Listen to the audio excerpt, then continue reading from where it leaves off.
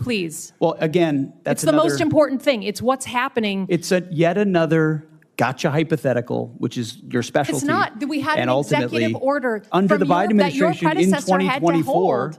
It's not a hypothetical. I refuse to accept. You give that answer all the time. You and I have done this dance before. Get over it. Okay. Senator Elissa Slotkin just asked Secretary Pete Hegseth a question that no one in Washington wanted answered. Would he send the United States military to seize ballots and voting machines during the 2026 elections? What happened next was one of the most uncomfortable moments in a Senate hearing in years.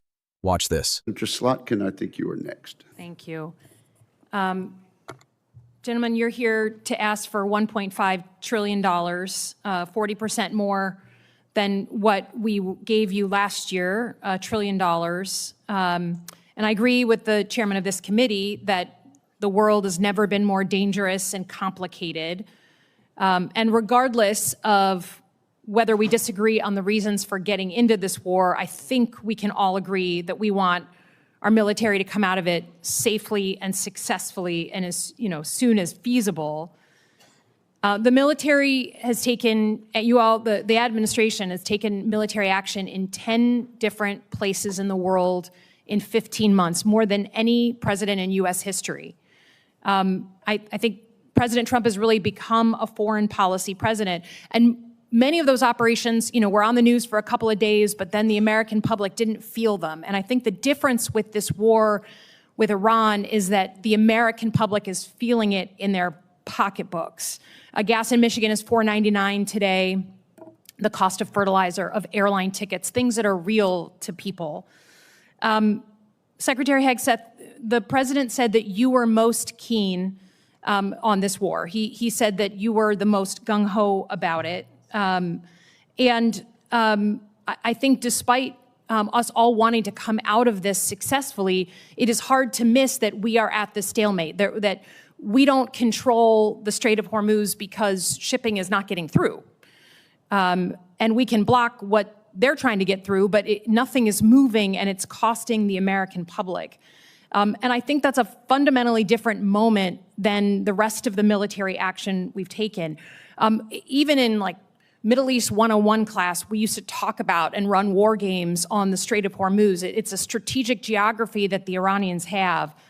And I think it's just concerning to me that we can try and tell the American people that it's going great and we're killing it, but until the Strait of Hormuz is open, I don't think we can credibly say that with any seriousness.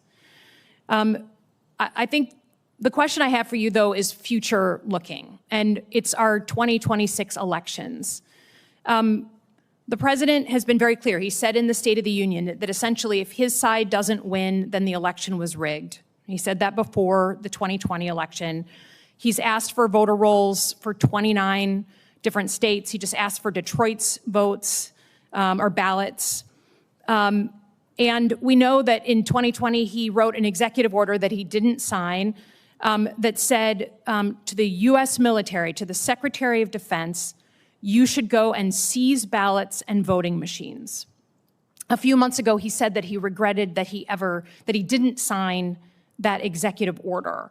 So the U.S. military has never been deployed. You incorrectly said yesterday that they were deployed during different elections. Governors deployed them under their authorities, but the federal government has never put the uniformed military at our polls during World War II, right after 9/11. We've never had to do that. So Secretary Hegseth, if the president, who regrets not signing that executive order to the then SecDef in 2020, asks you to seize ballots or voting machines in states during the 2026 election, will you stand up for the Constitution and say no, or will you salute and do his bidding? Senator, I didn't get a chance to answer the front part of your question, which, there was a lot of deferred maintenance under the Biden administration that needed to be addressed because the world was in chaos when President Trump was elected because of... Please. Well, again, that's the most important thing. It's what's happening. It's yet another gotcha hypothetical, which is your specialty. It's not. We had an executive order under the Biden administration in 2024. Had to hold. It's not a hypothetical. I refuse to accept. You give that answer all the time. You and I have done this dance before. Get over it. okay? In 2020, he's the president, your boss, the guy you're performing for right now, told the journalists this year that he wished he signed that executive order to your predecessor. And your predecessor said publicly, thank God, we didn't actually go forward with it. What are you going to do? You're the guy here in the seat. It's not hypothetical. Tell the American people, will you deploy the uniformed military to our polls to collect voter rolls or machines? Are you accusing me of performing? Because you're performing for cable news right now. But just Mr. answer the Secretary, question. we have very It's a hypothetical. By the way, in 2024, under the Biden administration, 15 states did deploy Under troops to their polling governor's stations. authority, when their governors asked for it. What did Joe Biden say about That's that? fundamentally, I don't think anything, because he needed them for cybersecurity and for COVID. Trump did it too, under Trump. But it was not the federal decision. It was those governors of the states under their authorities, okay? It's never been done in our history. Please stand up for the Constitution. Do not send uniformed military to our polls. Do you have a response to that portion of the question, Mr. Secretary? I've never been ordered to do anything illegal, and I won't. That goes without saying. Thank you for the answer. Senator Duckworth, you're now recognized. Okay, let's slow that down, because there is a lot happening in that exchange, and most people watching are going to miss it entirely. First, let's set the scene properly. Senator Elissa Slotkin is a Democrat from Michigan. Before she ever set foot in the Senate, she worked at the Central Intelligence Agency. She served on the Senate Armed Services Committee. She has spent her entire career inside national security. She is not asking gotcha questions. She is not performing for the camera. She is asking the kind of questions that a person with her specific background asks when they are genuinely and seriously concerned. Secretary Pete Hegseth is Donald Trump's Secretary of Defense. He sits at the head of the most powerful military in human history. Every word he speaks in that hearing room carries real and lasting weight. Now, Senator Slotkin did not start with the big question. She built to it. She started with money. She said, "Gentlemen, you are asking for $1.5 trillion. That is 40% more than what Congress gave the military last year. $1.5 trillion. She agreed with something first. She said, "The world has never been more dangerous and complicated. That is important to notice." She is not the kind of politician who walks into a hearing room and just attacks. She gave ground where she felt ground was honestly owed. Then she said something that landed hard. She said, "The Trump administration has taken military action in 10 different places in the world in 15 months, more than any president in United States history." Think about that for just a second. 10 different places, 15 months. Most of those operations were on the news for a day or two, and then they disappeared from the headlines. The American public did not feel them in their daily lives. Life went on as normal. But then Senator Slotkin said, "This war with Iran is different, fundamentally different. And here is where it got very real." She said, "Gas in Michigan is $4.99 today. Fertilizer costs are up. Airline tickets are up. The cost of shipping goods is up." She was saying, this time the American people are feeling it directly in their pocketbooks, at the gas station, at the grocery store, at the airport. And that changes the entire political conversation. Then she turned to Secretary Pete Hegseth directly. She said, "President Trump himself said that Secretary Hegseth was the most enthusiastic about going to war with Iran. The most gung-ho, as the president put it." Senator Slotkin said, "I want us to come out of this successfully. We all do. But right now, we are at a stalemate. The Strait of Hormuz, one of the most strategically important waterways on the planet, is not moving." Now, if you do not know what the Strait of Hormuz is, here is the short version. Roughly 30% of the world's oil passes through that narrow body of water. It sits between Iran and the Arabian Peninsula. Whoever controls it controls a very large and critical piece of the global economy. Senator Slotkin said, "In Middle East 101 class, we used to run war games on the Strait of Hormuz. This is not a surprise. This is basic strategic geography. The Iranians have always known its value, and they have always been prepared to use it." She said, "We can try to tell the American people that everything is going great, that we are winning. But until the Strait of Hormuz is open and ships are freely moving through it again, we cannot credibly say that with any seriousness." That is a serious statement. From a serious person, with serious and hard-earned experience. But then came the question, the one that changed the tone of the entire room. Senator Slotkin said, "I want to talk about the 2026 elections." She reminded everyone in that room that President Trump said in the State of the Union that if his side does not win the election, then the election was rigged. He said the exact same thing before the 2020 election. She said, his administration has requested voter rolls from 29 different states. He recently requested Detroit's ballots specifically. And then she brought up the most important piece of all. She said, in 2020, President Trump wrote an executive order, but did not sign it. That executive order was directed at the Secretary of Defense at the time. It instructed the military to seize ballots and voting machines in states across the country. He did not sign it. But here is the critical detail that Senator Slotkin put on the record. A few months ago, President Trump said publicly that he regrets not signing that executive order. He wishes he had done it. So Senator Slotkin looked directly at Secretary Pete Hegseth, and she said, the military has never been deployed at our polling places. Not during World War II, not after September 11th, not once, never. She corrected something Secretary Hegseth had said the day before. She said, you incorrectly stated yesterday that the military was deployed during elections.